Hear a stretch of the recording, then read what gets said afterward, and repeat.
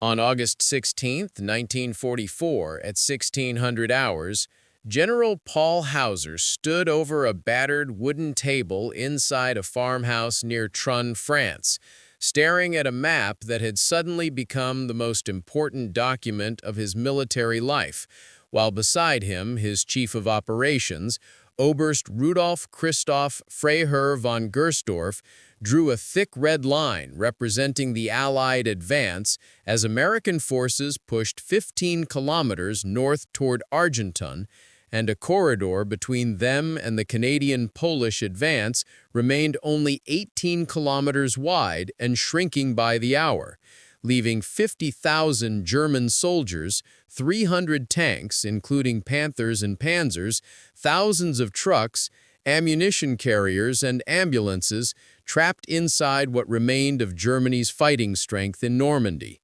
Yet none of that was the real crisis.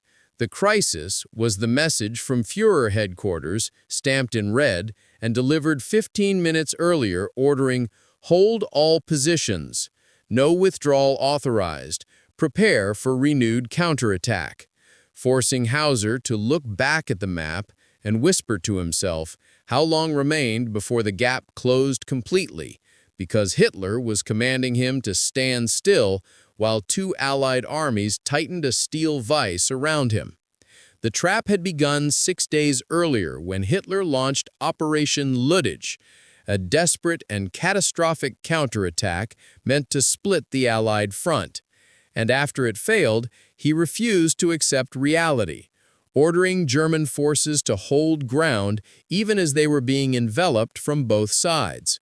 By August 12th, the Allies began Operation Totalize, with Canadian and Polish forces pushing south from Caen and Patton's Third Army pushing north from Argentan, aiming to meet and seal the German Seventh Army inside a pocket. When Hausser received reports on August 14th, the math was undeniable.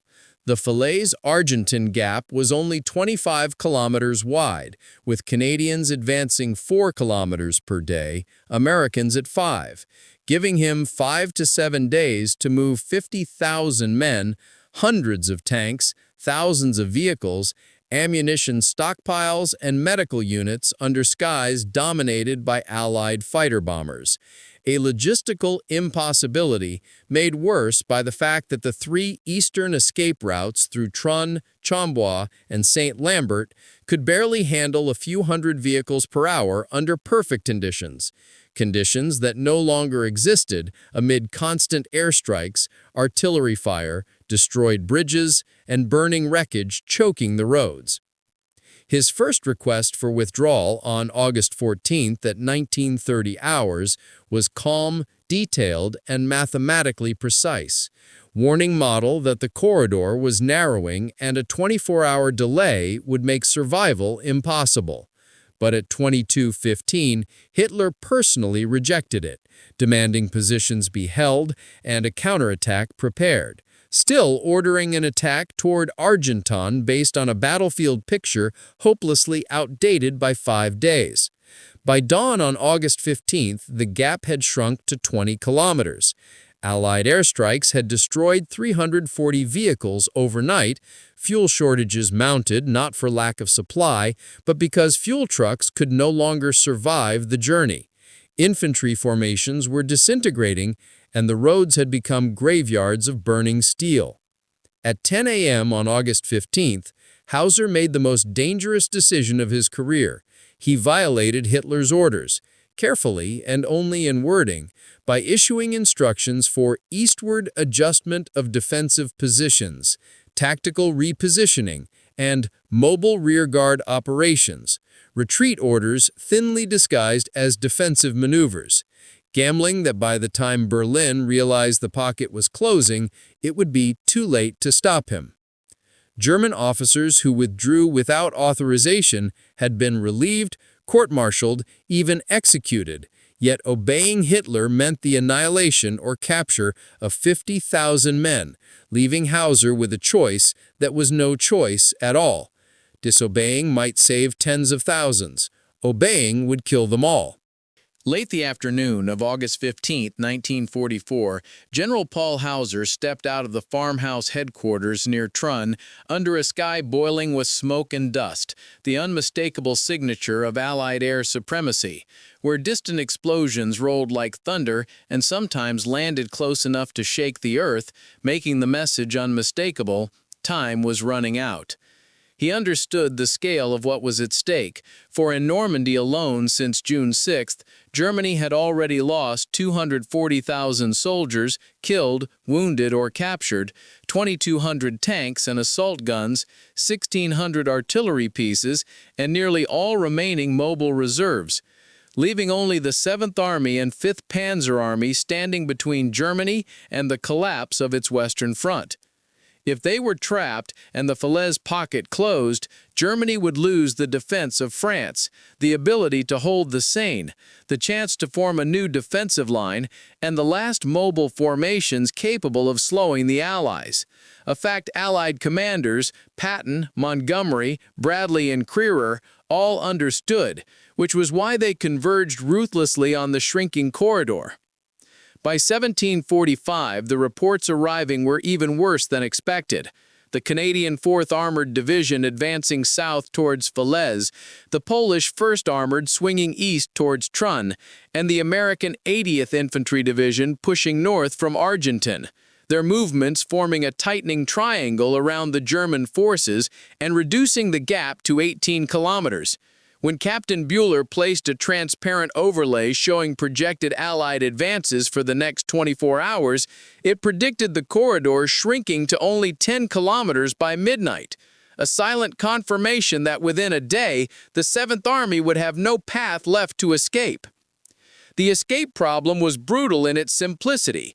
50,000 men and thousands of vehicles had only 3 usable routes: the Trun-Chambois Road, the St. Lambert Crossing, and the Mauzy Ford, each bombed, cratered, choked by wrecks, filled with refugee columns, clogged by units moving in opposite directions, and only workable if Hausser had 3 uninterrupted nights to move the army, nights he did not have. At 1900, he sent Model a second request for withdrawal, no longer polite but urgent and mathematically blunt, warning that encirclement was certain without immediate retreat. But Berlin responded before midnight with the same delusional order. The Führer orders continued defense of all present positions, another refusal to acknowledge reality. Hausser knew the pattern. Frontline commanders saw the danger. Army group commanders tried to reason. Hitler denied the truth. And entire armies died because of one man's stubbornness.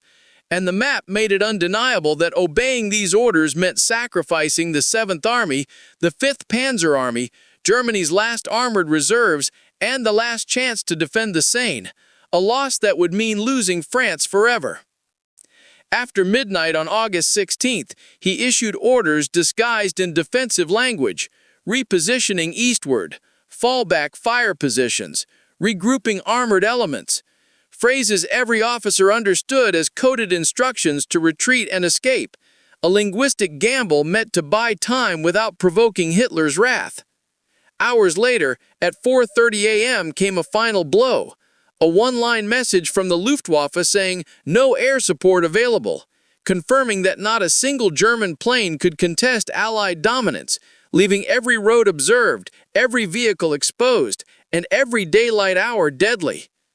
By dawn, the situation worsened. As the Poles seized Hill 262 North, Canadians pushed towards Trun, and Americans closed within 10 kilometers of Chambois, narrowing the corridor to 15 kilometers.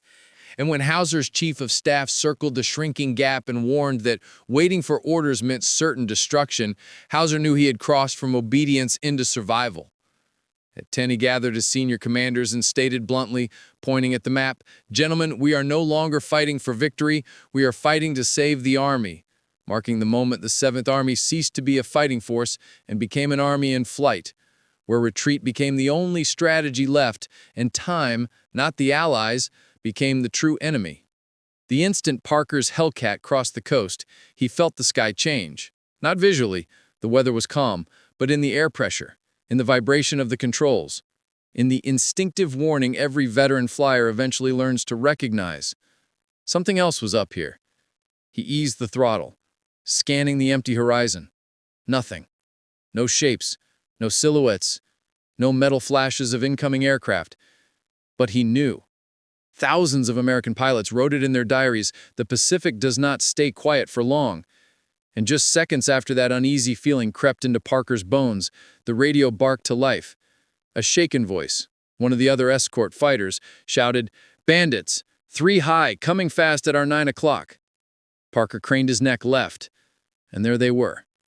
3 faint dots diving from altitude, the sun glinting off wings sharpened like knives. Japanese fighters. Fast. Confident. Already committed to their kill run. Before anyone could form a plan, the 3 attackers split formation. One went high, one went low. Classic hammer and anvil tactic. Parker slammed the throttle forward. "Stay tight. Don't brake unless they're on you," he called out. But it was too late. The first Japanese fighter dived with terrifying precision straight into the bomber formation. Its tracer rounds carved through the air like molten needles. One bomber instantly lurched onto formation, smoke trailing. Another burst of fire, and the bomber's right engine went flame red. Inside the falling aircraft, the men scrambled, choking on fumes. But they held. They always held. Parker cursed under his breath and whipped his Hellcat around to intercept. But as he turned, the second Japanese fighter slid neatly onto his own tail. A perfect blind spot entry. He didn't even see him until the canopy behind his seat suddenly sparked with holes. Billets stitched across the fuselage. He jerked the stick downward in a steep dive. Air screamed past his cockpit. Metal groaned. His heart pounded like a piston. The Japanese pilot stayed glued to him, skilled, relentless. He rolled left. The attacker rolled left. He pulled up sharply. The attacker mirrored it with impossible discipline. "Damn it, he's good," Parker muttered. And then another flash of tracers, but not aimed at Parker. They came from behind the Japanese fighter. Sanchez, Parker's wingman, diving in from above with a perfect angle. His gunfire stitched across the enemy fuselage, and the Japanese aircraft flicked sideways, trailing smoke, but not falling, not yet. Sanchez steadied his aim and fired again. This time the rounds tore into the cockpit. The Japanese fighter snapped over, rolled once, and spiraled downward into the ocean. Parker exhaled sharply. A second attacker still threatened the wounded bomber. "Parker, take him," Sanchez yelled. Parker didn't hesitate. He banked hard, engine screaming, and lined up the second fighter who was now setting up for another strike on the limping bomber. Parker fired. A clean burst. Straight into the enemy's tail and rear stabilizer. The Japanese fighter shuddered, wobbled, and peeled downward like a dead leaf. But this one didn't fall quietly. Before it dropped into the sea, the pilot unleashed a final chaotic burst of fire. Not aimed, not controlled, just pure instinct. But instinct is sometimes enough to kill. 2 bullets tore through the bomber's left wing, another ripped into the fuselage. The bomber staggered, its left engine coughed, then died. And with only one engine turning 40 feet above open ocean, it was now living purely on faith. Parker knew what that meant. "Stay with it. Stay with it," he whispered under his breath as if the men inside could hear him through the sky. But he already understood the grim reality. The bomber wasn't going to make it home. Not without a miracle. And out here, miracles were expensive. The South China Sea, August 24th, 1944. It was 0530 hours when USS Harder slipped beneath the surface for the last time. No one aboard knew they only had minutes left to live, or that their actions over the previous 4 days had already rewritten the rulebook of undersea warfare. Harder's crew was exhausted, many running on less than 10 hours of sleep across the entire patrol. But they were battle-sharp. They had to be. Japan's destroyer forces were hunting them relentlessly now, terrified of the destroyer killer lurking beneath the waves. Commander Samuel Daly's last radio message was confident, almost routine. Enemy group located, pursuing. It would be the final transmission he ever sent. Harder spotted another Japanese escort group heading toward Palau. Typically, a submarine would evade, regroup, reposition, attack later. But Daly saw something else, a chance to cripple another convoy route. He turned the submarine toward the destroyer CD-22, the same type of vessel he had destroyed again and again. But this time, the Japanese captain didn't hesitate. They turned aggressively, firing sonar pings directly onto Harder's position. Their first pattern of depth charges missed. The second fell closer. The third struck the hull with devastating force. Harder sank in 3,750 feet of water. 79 men died instantly. No one escaped. No one survived. But the story didn't end there, not even close. Before Harder changed everything, Japanese destroyer captains slept easy. Submarines were supposed to run, hide, dive deep, and prey. Daly flipped that logic upside down. His tactic, the down-the-throat attack, was so outrageous, so unthinkable, that even experienced enemy captains froze the moment a submarine charged. 12 seconds of hesitation. That's all Daly needed. And those 12 seconds cost Japan carriers, cruisers, escorts, and nearly half their destroyer fleet. By VJ Day, American submarines using Daly's tactics had sunk 214 Japanese warships, 4 aircraft carriers, 1 battleship, 9 cruisers, 38 destroyers. Harder alone had taken 4 in 4 days, a record no other sub has matched. Aggression worked, but it came at a price. From August to December 1944, as Daly's doctrine spread across the Pacific, American submarine losses rose. 9 submarines lost, 650-plus submariners killed, 1 submarine, Tang, destroyed by her own torpedo, and multiple boats sunk while charging heavily armed escorts. But the results were staggering. Between January and August 1945, 437 Japanese merchant ships were sunk. 53 more warships were destroyed. Japan lost nearly 3/4 of its shipping. Factories shut down, cities starved. The Imperial Navy ran out of fuel. This wasn't just warfare. It was economic strangulation, a slow, deliberate collapse engineered by submariners who accepted the highest casualty rate of any U.S. military branch in World War II. 22% of them never came home. Harder disappeared without a trace in 1944. For decades, families had no grave to visit, no place to mourn. They only had letters, medals, and memories. Then, on May 22, 2024, everything changed. Tim Taylor and the Lost 52 Project located Harder's wreck upright on the sea floor, 12 miles west of Dassel Bay. The pressure hull was intact. The conning tower showed the scars of depth charges, the same blast pattern described in Japanese post-war logs. For the first time, families finally had answers. Harder became more than a story. She became a place, a war grave, protected forever. Harder's 79 men came from 38 states. Many were barely older than teenagers. Calvin Bowl, the radio man who kept Harder alive under fire, died at 24. John, or Jack Mao, who survived the sinking and became an admiral, spent 50 years telling their story. He died in 2010. Paul Bryce, the last living Harder sailor, passed away in 2022 at age 98. With him, every first-hand voice of USS Harder went silent. That's why this story matters. Because once the last witness dies, the truth collapses unless someone else is willing to carry it. That someone is now you. At the Naval Academy today, instructors still use Harder as a case study. Not because modern subs need to charge destroyers, wire-guided torpedoes make that obsolete, but because Daly proved something timeless. If the enemy expects you to run, charging can be the smartest move you ever make. Aggression isn't recklessness. Aggression is psychology, the weapon Daly mastered better than anyone. His legacy appears in naval history textbooks, command school strategy courses, submarine warfare doctrine, patrol report archives, and Arlington National Cemetery, Section 59, Grave 874. His headstone bears a simple inscription, Medal of Honor, Destroyer Killer.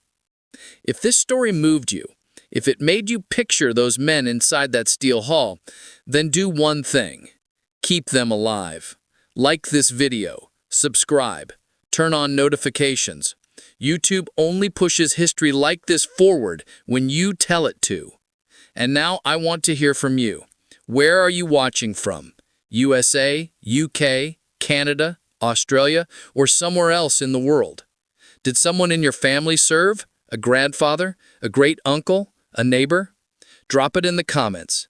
You're not just a viewer, you're the reason these men aren't forgotten. Commander Samuel Dealey, the 79 men of USS Harder, the destroyer killer, their voices are gone, but their story is yours now.